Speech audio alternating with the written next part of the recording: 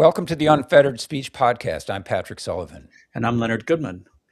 We have a great guest today, so let's get right to it. Robert Malone is a clinical researcher, a doctor, inventor of the mRNA technology used by Pfizer and Moderna to produce their COVID vaccines. He's been awarded dozens of patents, has dozens of peer-reviewed publications. I want to give just a little background before we get into talking about some of the current developments with respect to COVID and vaccines. We all recall that around December 2020, the COVID vaccine was rushed out with great fanfare on an emergency use authorization. Beginning in 2021, parents were pressured to get their children vaccinated. My daughter was 6 at the time, and I felt compelled to do some research. And some of the things that I learned was that the vaccine had been tested on humans for less than a year. That's the COVID vax. That the FDA went to court to delay disclosure of the testing data until 2076. I also discovered experts like Dr. Malone, who were excluded from the mainstream media. Dr. Malone recommended against giving the vaccine to healthy children, and he also recommended against mass vaccination in general. Instead, he recommended that the vaccine should be given to the most vulnerable people during COVID. He explained that the COVID vax is a leaky vax, not effective at preventing infection or spread. This is during 2021 that he explained all this to us. He warned that overuse of a leaky vaccine during an outbreak risks generating mutant viruses, which will cause greater harm to the most vulnerable people who need the vaccine the most. He also recommended early intervention with therapeutics. Based on this research, I decided not to vaccinate my child. Robert Malone was attacked and smeared for expressing his views about the vaccine, mostly on alternative media or independent media, because he was not allowed on mainstream media. In November 2021, I wrote a column called Vaxing Our Kids, which described my research and my decision not to vaccinate my own child. Many parents reached out, expressed gratitude for writing that column. It was in a mainstream publication in Chicago. But I was also attacked and smeared. I had protesters outside my house. I was fired as a columnist, but I remain personally grateful to Dr. Malone for everything that he said during COVID, which turned out to be 100% accurate. So let's talk first. We are a show that celebrates free speech. So let's begin and tell us a little bit about your experience during COVID and before COVID. You were a well-respected researcher. You had many peer-reviewed publications, and then during COVID, you were attacked and shut out in the mainstream media. What was that experience like for you? Well, the arc of my career is that I was an academic for many years, and then I started working for the government right around the times of the anthrax attacks. I went over to basically the division is basic discovery research versus advanced development. That's clinical trials, regulatory affairs, and all that. So I switched over to that and became a specialist in advanced development, particularly working with the government. And I've consulted for many years, ran a consultation company, worked for various companies, including one of the early Gates-funded nonprofits, Eris Global TB Vaccine Foundation, and a company that had the contracts for all of the Department of Defense biodefense vaccine products called Dynaport Vaccine Company. I worked as a clinical lead on a over $300 million contract to develop a cell-based influenza vaccine down in Georgia. You mentioned that you were in Georgia. This was up Marietta, and I was a faculty member at Kennesaw State. So I've done many things, captured about $8 billion, with a B, $1 billion in federal contracts for my clients, submitted many regulatory submissions, met with the FDA for various clients, and manage lots of different trials, design clinical trials, etc. But my business was such that it was really useful to stay low-key, kind of below the radar, supporting my clients, particularly within the government, and not really be making a splash, stay quiet. And at that stage, I wasn't publishing because industrial clients don't want you to publish. Mhm. And generally the government doesn't either, except for in NIH. So that was going along, and then COVID hit. And I talk about the story of all of that in our book, The Lies My Government Told Me and the Better Future Coming, which is out on Skyhorse. And I focused, initially I did a threat assessment about COVID after I got a call from what's currently a retired CIA agent who was right in the thick of it. He was in Wuhan and called me on approximately January 10th to warn me about this new virus. He was the one that managed the Diamond Princess for the government. He was the one that built and designed the New York City tent hospital chains. He basically imported from Wuhan into the United States the infamous protocols having to do with over-pressurized ventilation that may have killed many of the people. So he was right in the thick of it. He called me and alerted me about this, and I did a threat assessment, looked at the literature about coronavirus vaccines, and decided that the only way forward in any kind of a timely fashion was going to be repurposing drugs. And so I set about to do that. And we did a kind of a seminal article with a really world-class scientific team, that discussed the mechanisms of action of famotidine, a histamine blocker, and the mast cell hypothesis for some of the pathology associated with SARS-CoV-2 infection. That's stood the test of time. And then came up with other physicians, Kevin Tamara among others, the protocol of combining celecoxib, an anti-inflammatory drug, famotidine, this antihistamine that's really potent. Many people use it for stomach acid. Other people with mast cell syndrome use it at much higher doses. And COVID is kind of a mast cell-like disease. And the third agent in that protocol was ivermectin. Although I secured quite a bit of capital for that, a few $100 million from the DoD to advance that in clinical testing, the FDA would not allow us to move forward with a trial involving those three agents because of the ivermectin component. And so that got advanced through DoD as famotidine and ivermectin, had some activity, success. But in the meantime, they came up with a vaccine.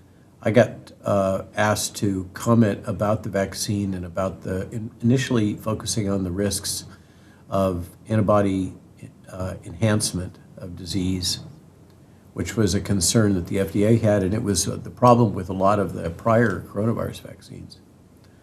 And then because I had this technical background of the inventions when I was 28, and understood the field at a time when most people were still scratching their head asking what was RNA, I kept getting asked to present and discuss the data in the various regulatory submissions, the non-clinical data, the clinical data, and in particular the mechanism of action. So that's what led me into the position where eventually, after Brett Weinstein's podcast with Steve Kirsch, then on Rogan, I spoke about these things, the psychology of what was going on, referencing Matthias Desmet and his mass formation hypothesis, and the various quirks of what was going on in terms of the compensation to hospitals,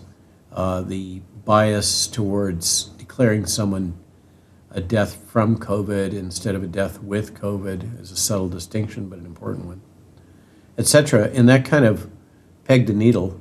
In the meantime, early on, Jill, my wife, Dr. Jill Glasspool Malone, and I, with her as lead, had written a book on how to prepare yourself for the novel coronavirus, prepare and protect.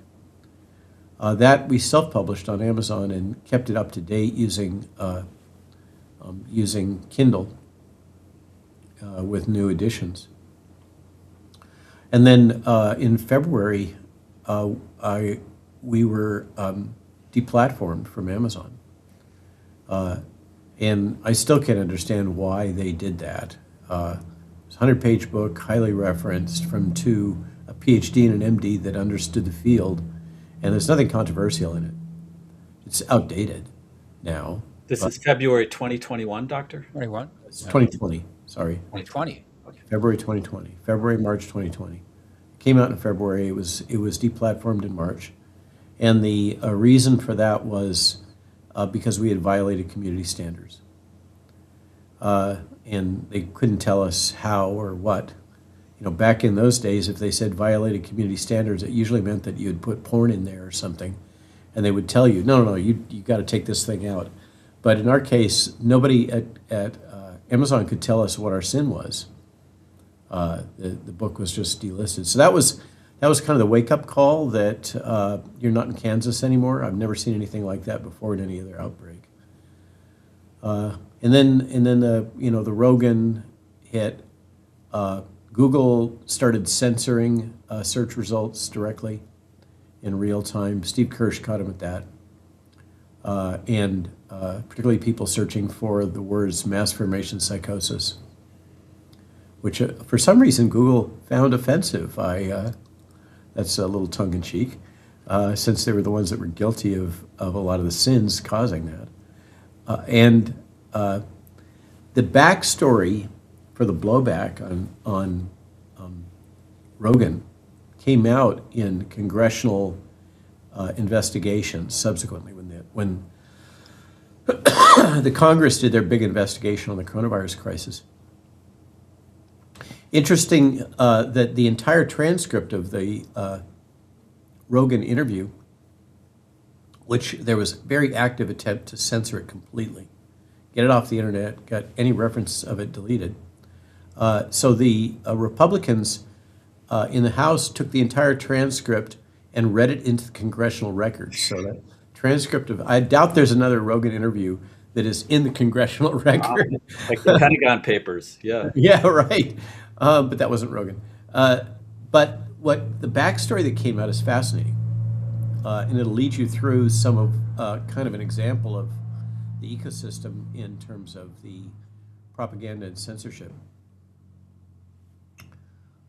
What happened, we all knew that Neil Young and Joni Mitchell objected to that so much that they withdrew their song portfolio from Spotify, which of course hosted Joe Rogan. Right. And that's what we heard about. And the next thing we heard about was this attempt to take down Rogan with the mashup of him saying the N-word multiple times, if you remember that. I do. But no one knew the real backstory until Congress did the investigation. It turns out that what really frosted the folks at Spotify was that Coca-Cola complained about that episode to GARM, the Global Alliance for Responsible Media, which was set up by the World Economic Forum to control speech through controlling advertising. So in case you didn't notice, you'll never see conservative advertisement, or you'll never see anybody associated with a conservative cause getting an advertisement from, say, Porsche, Mercedes, or any major advertiser. The reason is because they've all been blacklisted by GARM. GARM had a bunch of fact checkers, quote unquote, that were feeding them, basically a bunch of woke little startups that were feeding GARM websites or individuals that they identified. There's no criteria, it's whatever they felt like. You know, they woke up in the morning, had a cup of coffee, and and decided that your podcast needed to be censored, and it would go up to GARM, and GARM would say, "Oh, no advertising for those guys," and everybody would have to comply because that was the nature of the GARM agreement. So in this case, Pepsi complained to GARM about the Rogan podcast, and GARM then told Spotify if they didn't do something about that particular episode, then Spotify would no longer get any advertising. So that's kind of a bit of an existential crisis if you're Spotify. Yeah.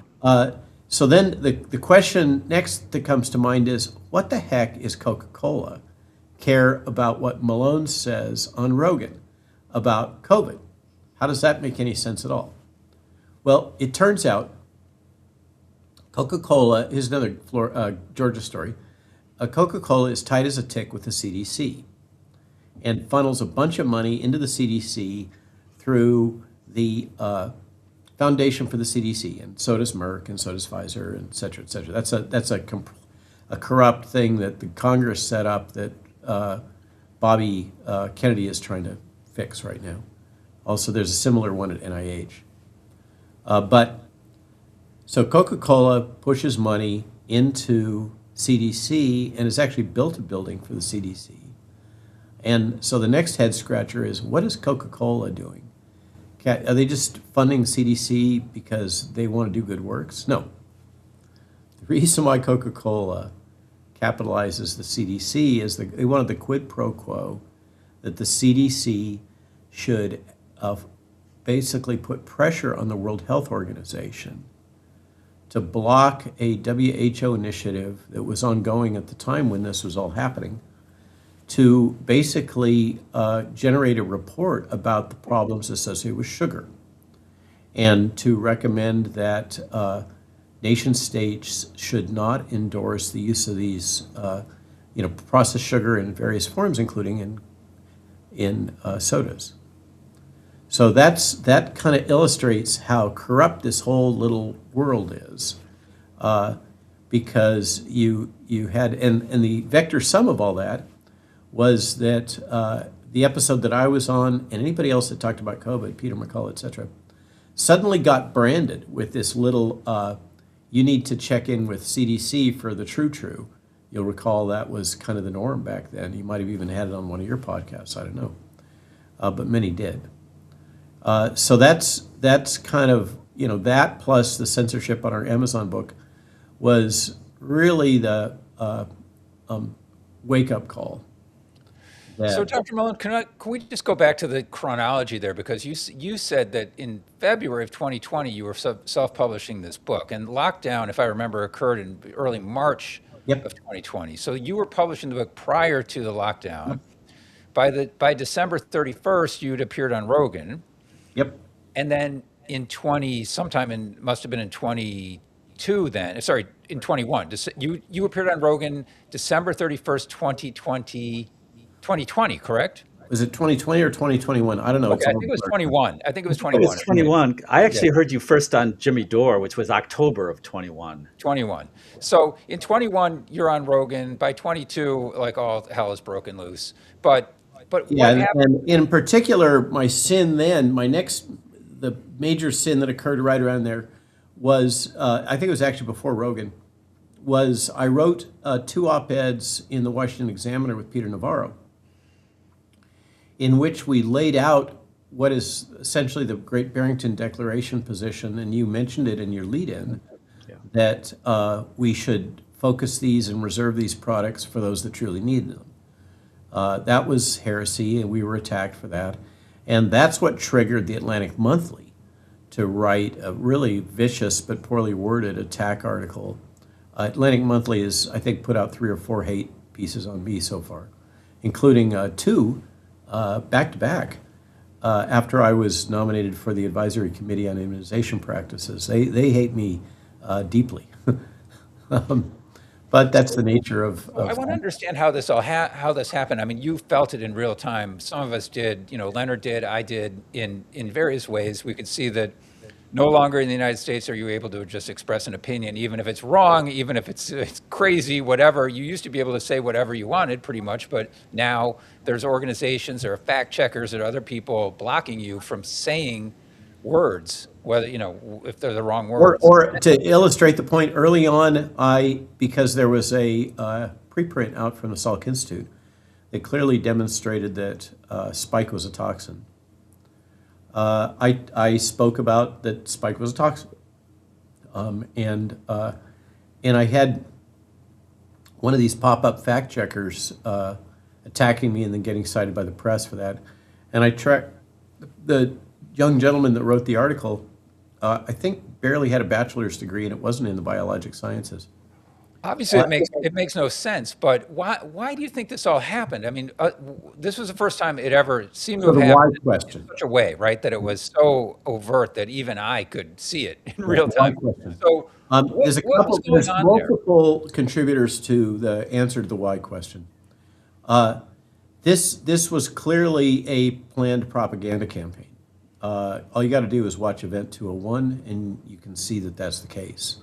They war-gamed out how they were going to manage information and the roles and responsibilities of various agencies and the media. So that was, whatever you think of Event 201 and the rather odd timing of Event 201 modeling a coronavirus outbreak virtually at exactly the same time when,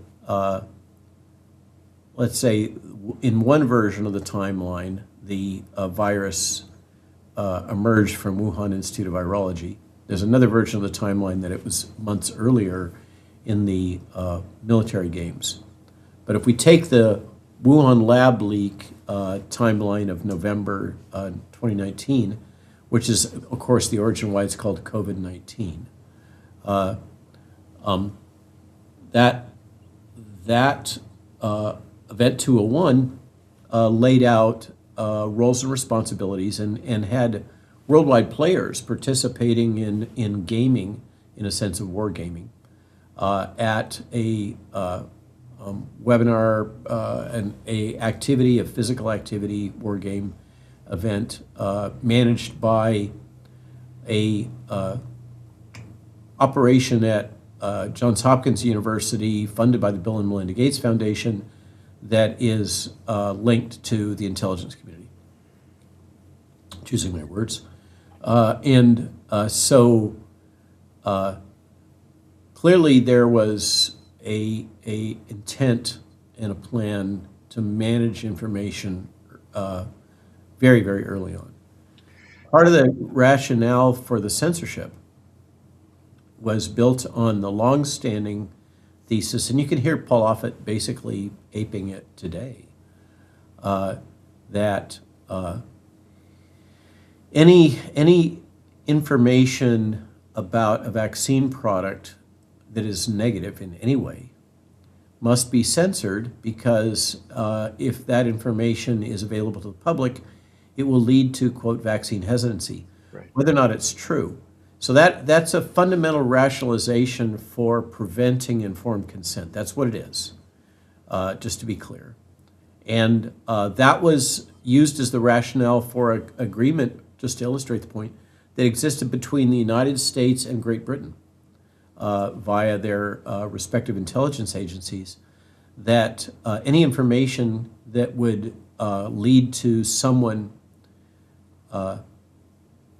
any information that would lead to someone becoming vaccine hesitant for these genetic vaccine products must be censored. That leads even to the present, where the UK decided that it wouldn't disclose any of the data on deaths associated with the vaccine because of the social impact in the UK electorate. That's been, and then what happened, that's basically what you're asking is the subject matter of this book. See if I can get it on the screen. War. So that was published last Christmas. The first one was published in 2022. That was the Lies My Government Told Me. But what you had was the deployment of really military-grade information management and psychological warfare technology that had been designed largely for offshore combat and color revolutions. And it was deployed against the citizens of the respective nation states, in particular associated with the Five Eyes Intelligence Alliance. So that's UK, Canada, New Zealand, Australia, and the United States. So we saw a coordinated, hardcore PSYOP, whatever you want to call it, against the citizens of those nation states using military-grade technology and advanced psychological manipulation techniques in coordination with media. Media was paid handsomely in a variety of different ways. They were paid directly by the government. I think it was about 10 billion, B with $1 billion. And you'll remember, of course, the notorious Stephen Colbert dancing syringes.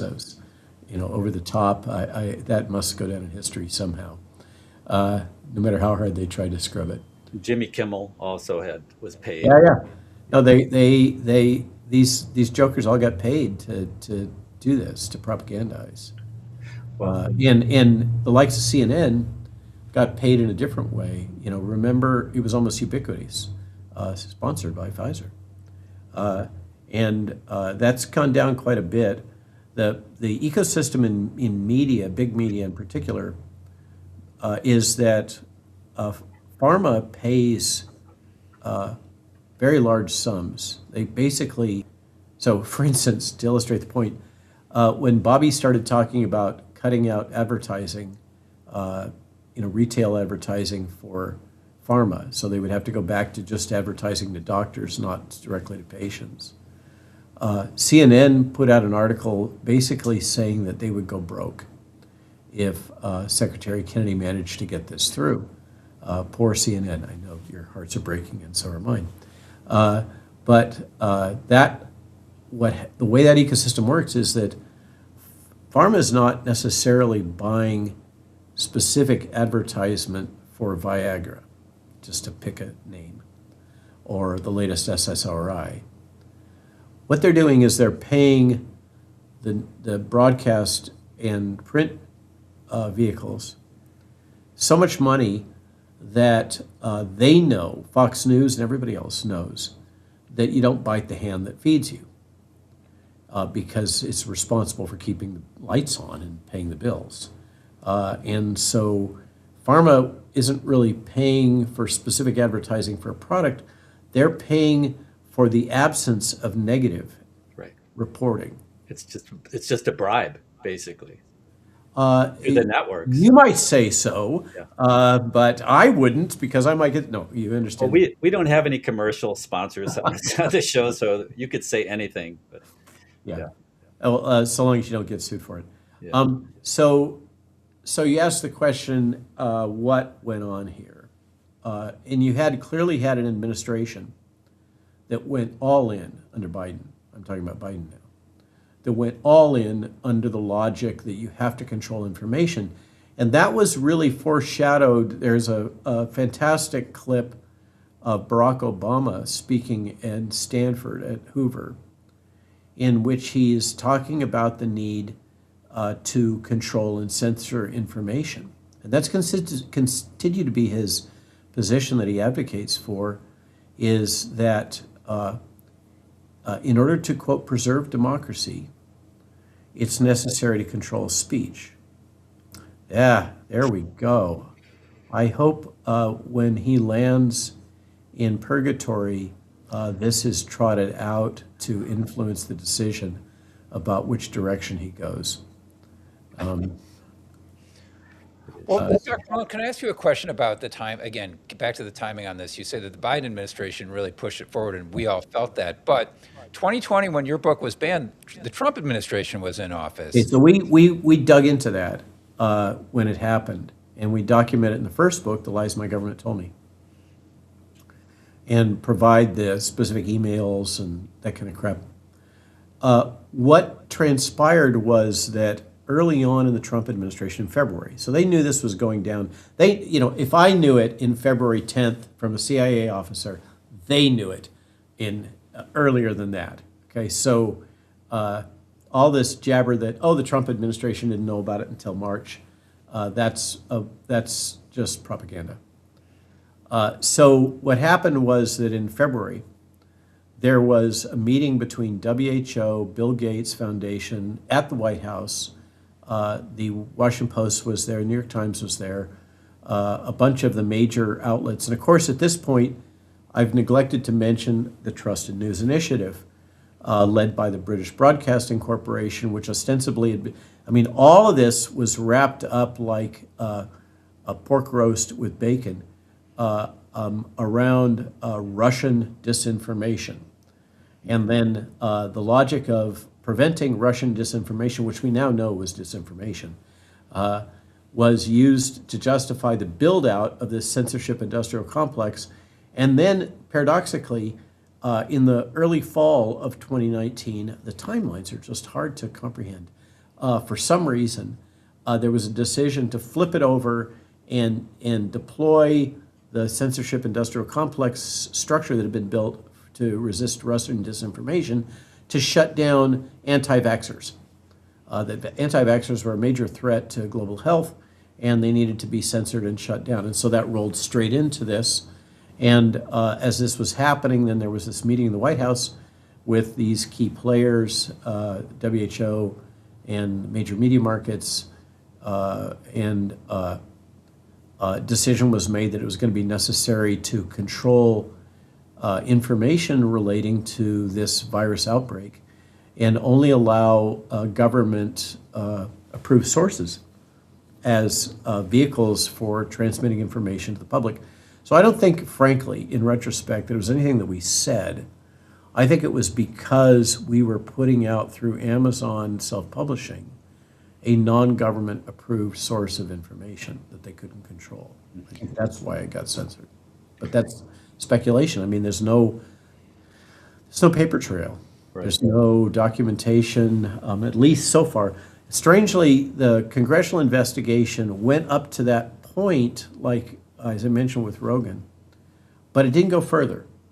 It stopped about then. It mostly focused on the lab leak, on Fauci's lies, that kind of stuff, and really didn't pursue much further than this, except for it did disclose that there was the technical term. It's a software that's used to track by various industries, including the software industry,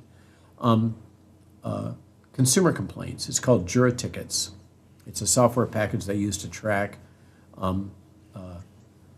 calls into the tech helpline. And so the government was using this as the vehicle to collect and compile and then act on complaints about you, me, or the lamppost saying something that they shouldn't be allowed to say. And so Congress did publish some of the Jura tickets that have my name on them. And the sin that's listed for me was vaccine misinformation and being a conservative. Doctor, I want to move on and talk about some recent information that's come out about some of the risks of the vaccine. But before, one thing you didn't mention, and I think maybe was important, and you were certainly attacked. You mentioned ivermectin. I know Rogan was attacked for mentioning that he used ivermectin when he got COVID, and it seemed to help him. It was a lot more of a problem that he used ivermectin than he was getting high. Right, exactly. Marijuana was okay. But my understanding, and correct me if I'm wrong, that the part of the real pushback on the alternative treatments was that the vaccine companies depended on this emergency use authorization. And if there were alternative treatments, whether it's vitamin D or ivermectin or hydroxychloroquine, then they could not get the emergency use authorization, and that was worth $50 billion to these vaccine companies. So that is kind of that's the alternate narrative that many, such as yourself, you've just voiced it. That was the alternative narrative that was circulated. Peter Marks, who was head of CBER at the time and ostensibly driving the bus about this, was specifically asked about this, and he denied that that was the case. He denied that but he lied about a lot of things. So I don't know that Peter Marks saying, the stars are in the sky even has any merit in terms of credibility these days. But that's the truth of it. Is he said that was not the case, and it could I could imagine that the government, even though that clause was in there, the government might have taken given how willing they were to run roughshod over other things. Right. That the government might well have just said, well, I don't care what's written. This is the way we're going to do it. But there's no question that they did suppress early treatment. Yeah. And that is a crime. That's a sin. They killed people Yes.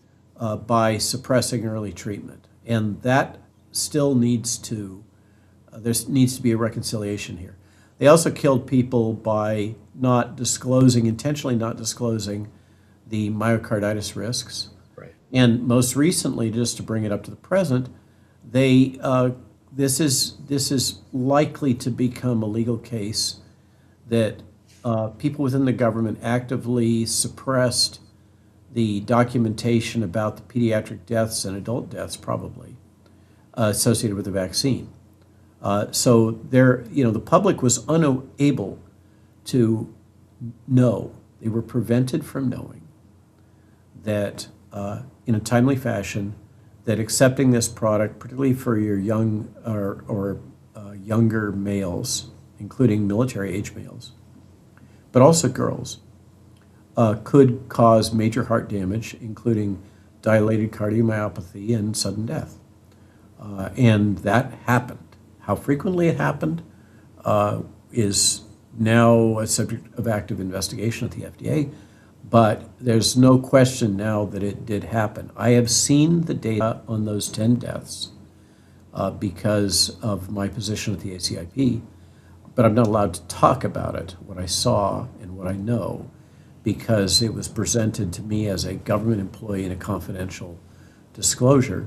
But I can tell you that when those data come out, it's a lot more shocking than just that there was people that died, children that died. Wait for it. But so that's a strong case can be made. That was criminal behavior, preventing that information from being disclosed to the public intentionally. You mentioned earlier on, Doctor, that you thought that the death toll, which is about 1.2 million in the U.S., was overstated. Do you have any? Grossly overstated. What do you think the true death toll of people not died along with COVID, but from the disease itself? Do you have any sense of how many people that was? I don't. And Bobby, Secretary Kennedy, who I've got to give the caveat, I'm not speaking on behalf of the government or the ACIP or the CDC, but I do have the pleasure of working as an unpaid special government employee for the ACIP now, which results in my being restricted in what I can say, but I don't get compensated for it. But I technically work for Bobby. So the Secretary has clearly stated, and Vinay Prasad has restated in this recent I'm mad as hell and I'm not going to take it anymore memo that came out a couple weeks ago, that they are unable to determine the deaths from the vaccine and the deaths from COVID at this point in time. So they're unable to do a risk-benefit analysis because the data are so contaminated, and unspoken is that the data have been edited and manipulated. And that's the case pretty much throughout the Western world, with a few exceptions. This is what causes Steve Kirsch to blow up on a fairly frequent basis, because he has obtained access to data that, when analyzed, indicate that this these products hurt more people than they benefited. Doctor, you mentioned the ACIP. I know a lot of parents are very confused about the vaccine schedule and what to do with their little kids.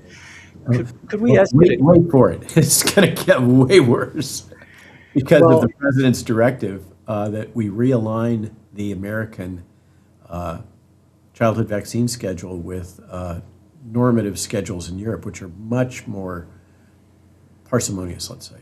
yeah. Well, right now we're seeing, debate about the hepatitis. I think it's hepatitis B vaccine or C Correct. So that's what we vaccine. took up last week at ACIP, Yeah. where I chaired the meeting, and that was a moment in time that I hope I don't have to experience again. Okay. That was the most stressful. I've been trained in commercial sector in managing groups and teams. That was my most difficult challenge in management ever, full stop. We had extremely hostile liaisons spouting all kinds of propaganda at us. These are the medical guilds that were attacking us. We had a lot of backroom internal discussions, would be the gentlest way to put it, about the wording of those two votes that we took. And obviously we had internal dissidence within the ACIP. But for parents, let's cut to the chase. If you have active hepatitis B and you're a mother, you're about to give birth to your child should be vaccinated for hepatitis B upon birth and should receive hepatitis B immunoglobulin. And that will virtually eliminate the probability that your child will get hepatitis B from you. Why is that so important? Because childhood infection with hepatitis B is very high risk for chronic hepatitis B infection and eventually liver cancer. The incidence of development of liver cancer is like 20%, but that's way too high. So you really don't want to have a perinatal transmission from mom to baby. And we agree, the ACIP completely agrees with that, and we didn't touch those recommendations for mothers that are already infected. But for mothers that aren't infected, which is 99.99+% of the US population, the birth dose the administration of a vaccine, hepatitis B vaccine product within the first 12 hours of life of that newborn child has no intrinsic logic other than the rationale that was used by the ACIP years ago, which was basically we can't get the IV drug abusers and the sex workers and their clients, high-risk sexual practice, multiple partner people, including men that have sex with men, we can't get them to take hepatitis B vaccine universally. And so we're going to vaccinate everybody at birth before they have a chance to develop these behaviors, and then that will prevent them from developing hepatitis B at a later point in time. That was explicitly the rationale. We got to jab the babies to prevent the incidence of hepatitis B later on in life. So for mom and dad, that was the rationale, and the ACIP is now recommending, it's suggesting, that you consult with your healthcare provider about whether or not it's really necessary or advised that your baby get inoculated with hepatitis B vaccine at the time of birth. Now, there are some special populations in which this may make sense. There are certain communities, typically Asian immigrants, that have a fair amount of hepatitis B is endemic in parts of Africa and Southeast Asia, which is why, by the way, we had this huge surge in hepatitis B when the Vietnam War was over. is because we brought in a lot of legal immigrants that had been working with the U.S. military and supporting the United States mission in Vietnam and Cambodia. And they brought with them a lot of hepatitis B. And they got vaccinated, managed, coached about practices to reduce transmission. And the data that was shown for the first time at this recent ACIP meeting, it's CDC data, shows that those measures back then actually worked. And we didn't need to proceed to vaccinating newborns. But that's what they did. That's the old ACIP. And so for mom and dad that are about to have a new baby, if you're not infected with hepatitis B and you're not living in a community in which there's a risk of what's called horizontal transmission. So this is uncle happens to have an active hepatitis B vaccine, infection, and he gets some blood on the table and little baby licks it or something. I mean, it's a really low probability event, but those are the ones that might still consider it. Everybody else, we basically, if you look at the wording, we didn't take anybody's vaccine away from them. We made sure that the insurance companies and CMS are going to continue to capitalize, to fund the availability of hepatitis B vaccine for parents that want it for their children. But we suggested that for the first time, parents should consult with their healthcare provider. Their healthcare provider must provide a comprehensive disclosure of information about vaccine risks, vaccine benefits, hepatitis B risks. And the parents are empowered to make their own decision. So basically, this is no mandates, is where we're trying to go. And if they choose to vaccinate their child, so be it. That's their business. But we did suggest that if they are going to do that, they might want to wait until at least 2 months, which is the norm in the rest of the world, before they start the first inoculation. The other thing we did that the press didn't cover, so there's all kinds of buzz. Oh, we took away hepatitis B vaccination. You can see from the nuance I just gave you, that's absolutely not true. That's just fake news designed to scare you.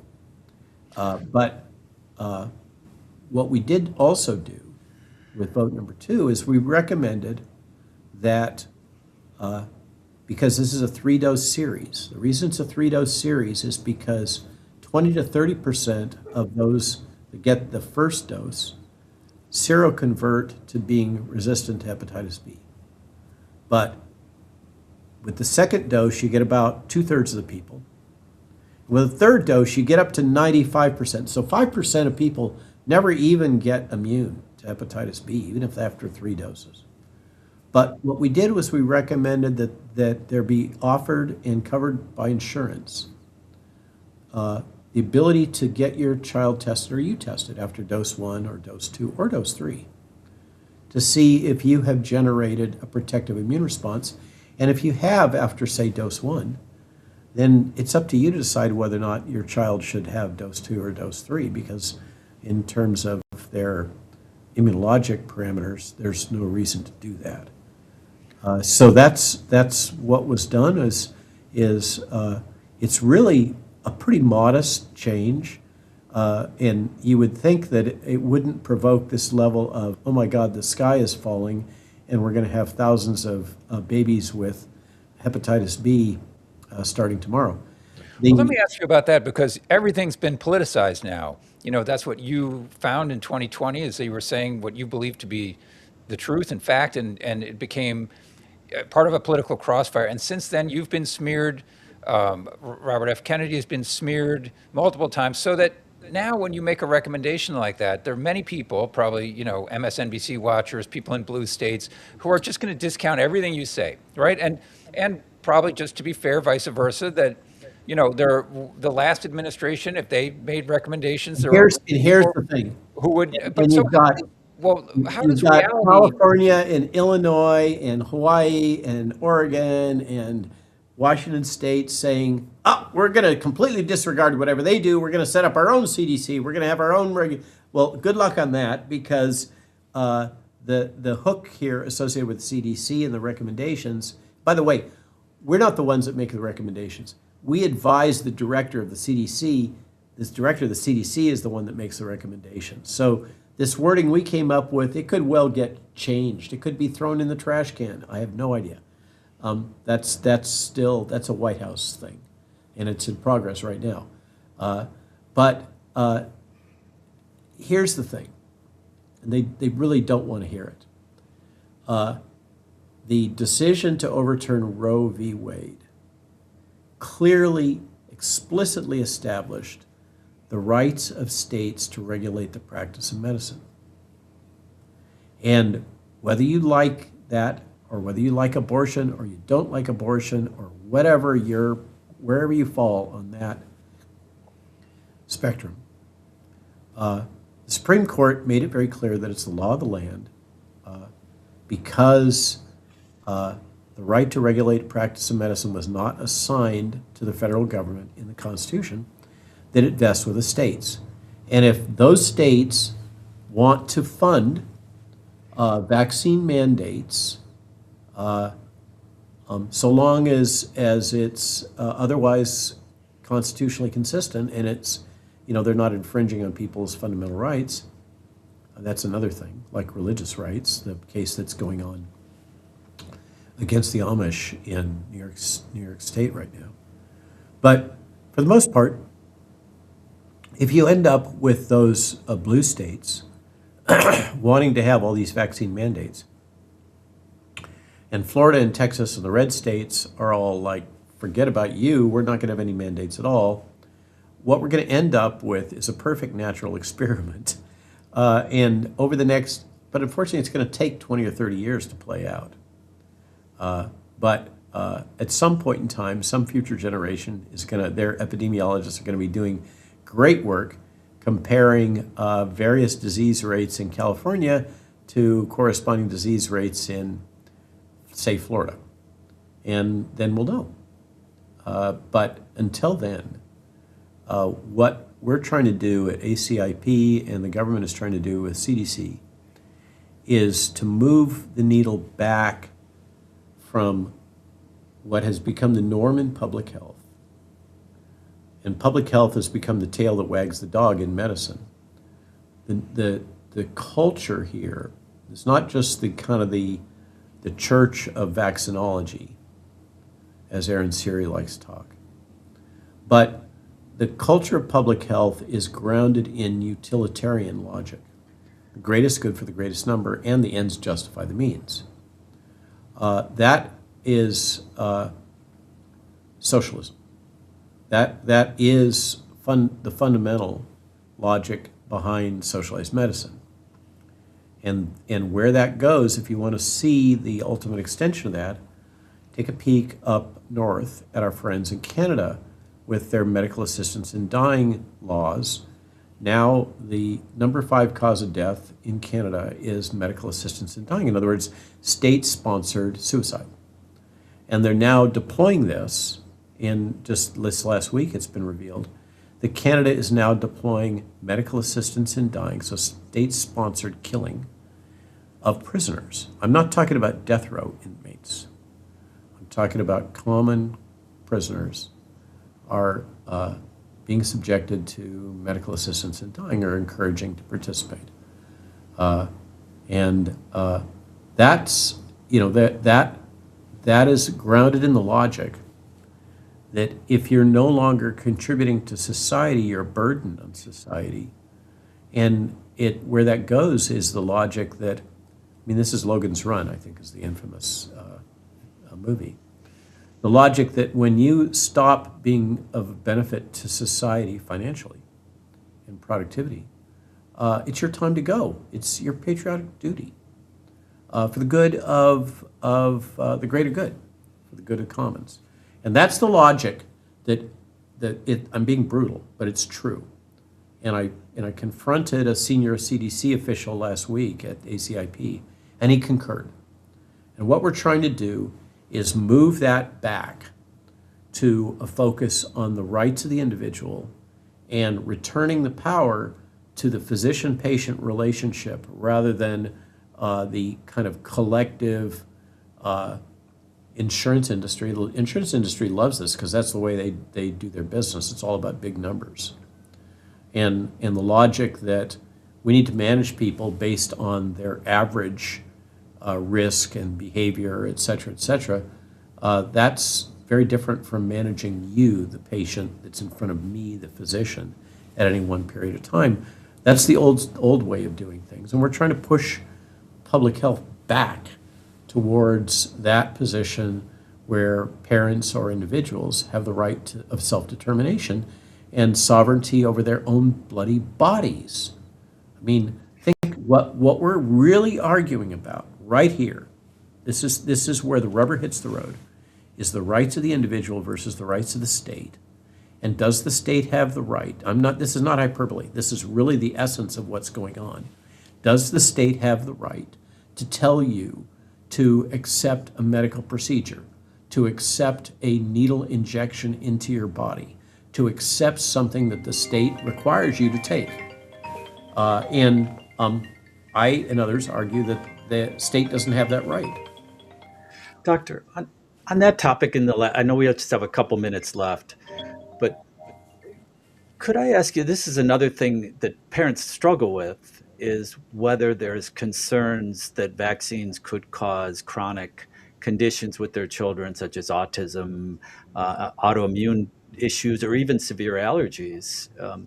And there's different theories out there. So I'm not a doctor, but there's theories about these combination vaccines, that it might be overloading the immune system. And It's not just the combination vaccines, it's the repeat administration in very close proximity, because it's convenient for pediatricians Sure. to jab the kids all at the same time, of products that are tested as individual products, but they're not tested in combination for safety. And the honest truth is that the safety data is abysmal. The complaint that there have been no well-controlled clinical trials for almost all these products is valid. And it's even worse that we don't have good data on the combined effects. And for instance, many of these products have common components. One of those common components is aluminum salts, otherwise known as alum, which is used as something that triggers a more prominent immune response. They're called adjuvants. And so are aluminum salts toxic when they're injected? The answer is yes, but it's a question of dose.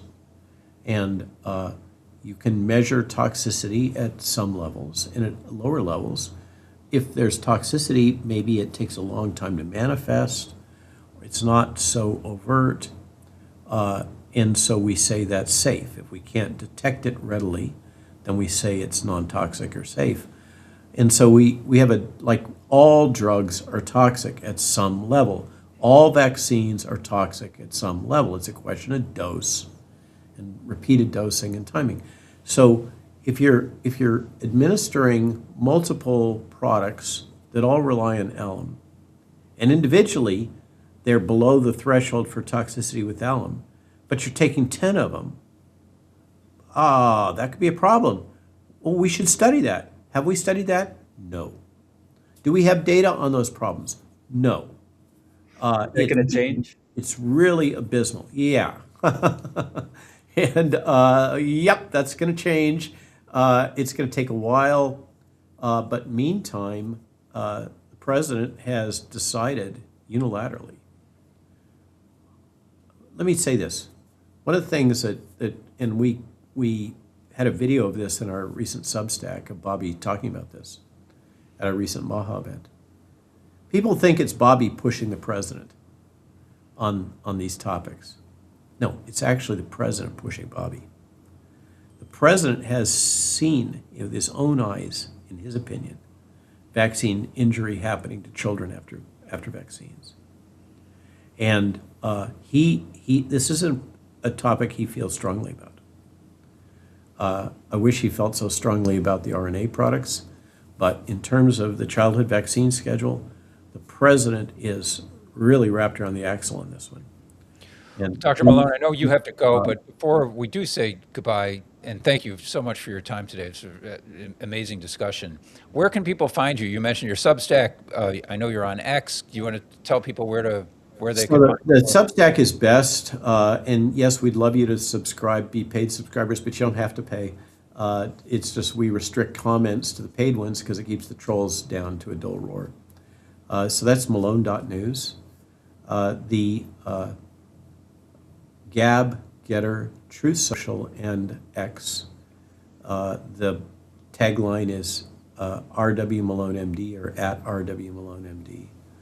And then Cywar and The Lies My Government Told Me are available anywhere good books are sold, is what I'm supposed to say, but you can get them on Amazon. And Cywar, I did the audio recording myself here at the studio, so if you like my tone of voice, you might think about getting the audio version. Great. No hard feelings against Amazon after all they did to you. So it is what it is. I mean, it's you know. You can't get away from it. But thank you again for coming on, Dr. Malone, and don't forget to like and subscribe to this podcast. So thanks again, and I hope to have you back because I've got a ton more questions for you. An hour's not enough. We just ran out of time. Well, thanks for having me on, and good luck, guys. Thanks, Doctor. Bye-bye. Thanks so much.